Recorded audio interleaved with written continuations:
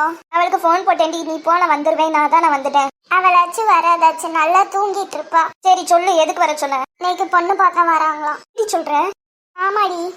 உனக்கு ஓகே தானே? உனக்கு ஓகே இல்லைன்னா அப்பா கிட்ட சொல்லிடு, அப்பா உன்னை ஃபோர்ஸ் பண்ண மாட்டாங்க. இதான் ரியாலிட்டின்னு புரிஞ்சுக்கிட்டேன்டி, ஒன்றும் பிரச்சனை இல்லை. எங்க அப்பா சந்தோஷத்துக்காக நான் எதனாலும் இழக்கலாம். சரிடி. சாரிலாம் எடுத்து வச்சிட்டியா? இல்லடி, ஆனா பிளவுஸ் சாரி எல்லாமே இருக்கு. ஏதாச்சும் ஒன்று சும்மா எடுத்து கட்டிக்க வேண்டியதான். சரி சொல்லுடி, எதுக்கு வர சொன்ன? லேட்டா வந்துட்டு சீனை பாரு, என்னாலும் சொல்ல முடியாது. சரி சொல்லாத, போய் ஸ்நாக்ஸ் ஏதாச்சும் எடுத்துட்டு வா. இப்ப இருக்கிற நிலைமையில ஸ்நாக்ஸ் தேவையா? பின்ன என்னடி, என்னன்னு சொல்ல மாட்டேங்க, சொல்லி தொலைங்க. இன்னைக்கு இவளை பொண்ணு பார்க்க வராங்களாம். என்னடி இப்பதானே கல்யாணத்துக்கு சொன்ன, அதுக்குள்ளயுமா பொண்ணு பார்க்க வராங்க? இவ ஓகே சொன்னதே பெருசு, மனசு மறந்ததுக்குள்ள முடிச்சு வைக்கணும்ல, அதான். அது என்னமோ கரெக்டு தான். இப்போவும் சொல்றேன், நீ உனக்கு பிடிக்கலன்னா விட்டுரு, உன்னைய நீயே ஃபோர்ஸ் பண்ணிக்காத. சரிடி.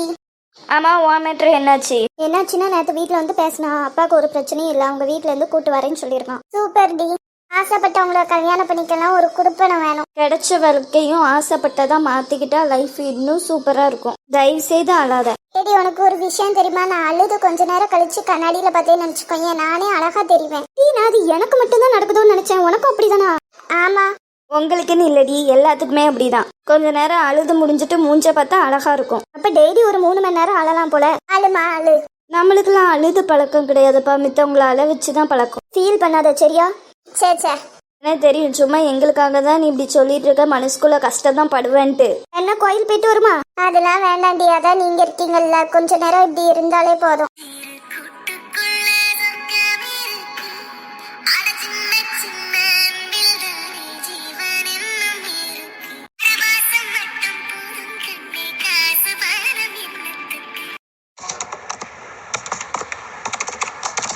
Good morning sir. Good morning sir. இன்னைக்கு 2 மீட்டிங்ஸ் இருக்கு. எப்போ இருக்கு?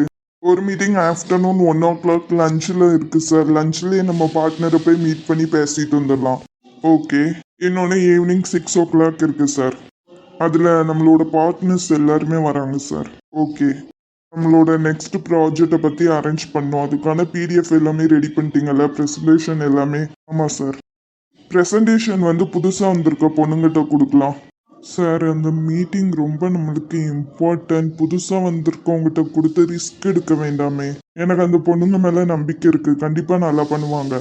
சௌமியா பண்ணட்டும் சார். இன்னைக்கு சௌமியா, மோனிஷா, தாரா 3 பேருமே லீவு சார். லீவா? மெயில் எதுவுமே வரல சார். மெயில் வந்து எனக்கு அனுப்பிச்சிருக்காங்க. இது என்ன புது பழக்கம்? எப்போதுமே மெயில் எனக்கு தானே வரணும். ஓ சார், நீங்க தானே ஜெசிகா கிட்ட சொன்னீங்களா இனிமேல் லீவ் எல்லாமே எனக்கே சென்ட் பண்ண சொல்லி? ஓ சாரி, நான் தான் மறந்துட்டேன். எதுக்கு லீவா? பர்சனல் விஷயமா? அது என்ன 3 பேத்துக்குமே ஒண்ணு போல பர்சனல் விஷயம் வருமோ? எனக்கு தெரியல சார். உனக்கு தெரியாம எப்படி இருக்கும்? அதான் சொல்லியிருப்பாங்களே, உனக்கு தான் இன்ஃபார்ம் வந்திருக்குமே, சொல்லு சார். நீங்க என்ன சொல்றீங்கன்னு எனக்கு புரியல. டேய் நடிக்காதடா, சௌமியா தான் என்ன விஷயம்னு சொல்லியிருப்பாள்ல, என்னன்னு சொல்லு. இன்னைக்கு தாராவும் பொண்ணு பார்க்க வராங்களாம்.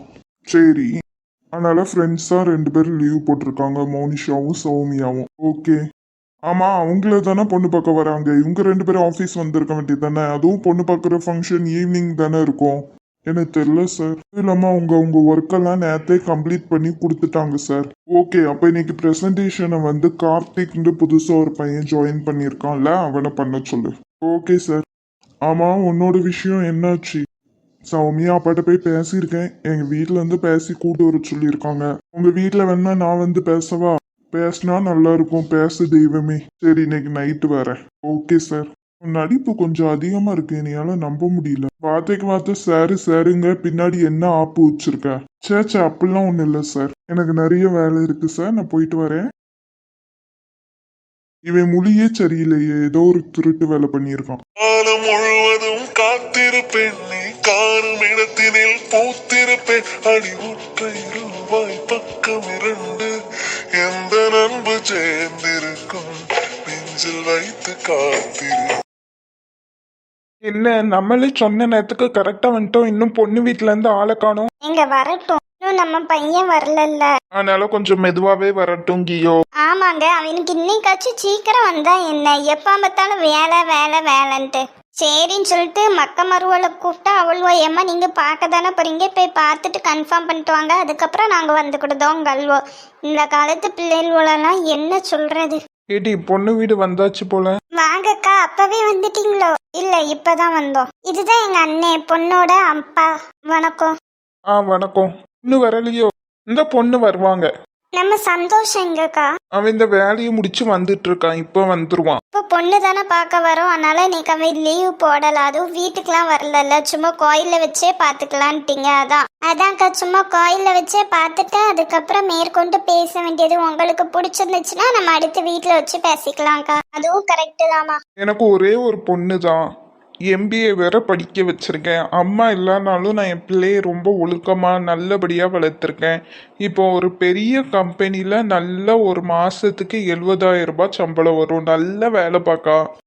ஒரே ஒரு பொண்ணுங்கிறதால சொந்த வீடு இருக்கு, அது அவளுக்கு தான். அதுக்கப்புறம் ஒரு 50 பவுன் நகை இருக்கும், அதுவும் அவளுக்கு தான். எங்கள் வீட்டில் ஒரு பையன் 2 பொண்ணுங்க. 2 பேத்துக்குமே கல்யாணம் முடிஞ்சு செட்டில் ஆயிட்டாங்க. பையன் பேங்க்ல வேலை பார்த்தான், 50,000 ரூபாய் சம்பளம். அதுக்கப்புறம் சொந்த வீடு இருக்கு, கொஞ்சம் நிலம்லாம் இருக்கு, விவசாயம்லாம் பார்த்துட்டு இருக்கோம்.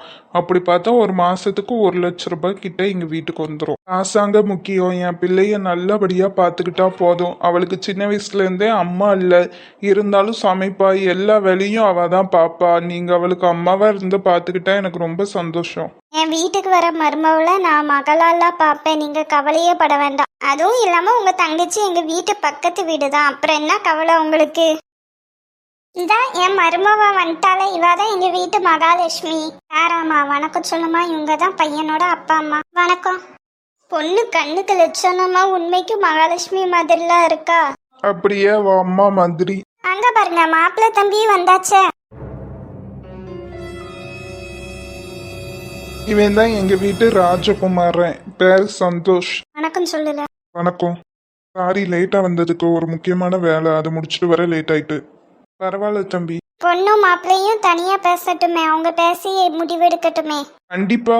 ஆராமா, தனியா உனக்கு என்னென்ன பேசணுமோ பேசிரு, சரியாமா? சரிப்பா.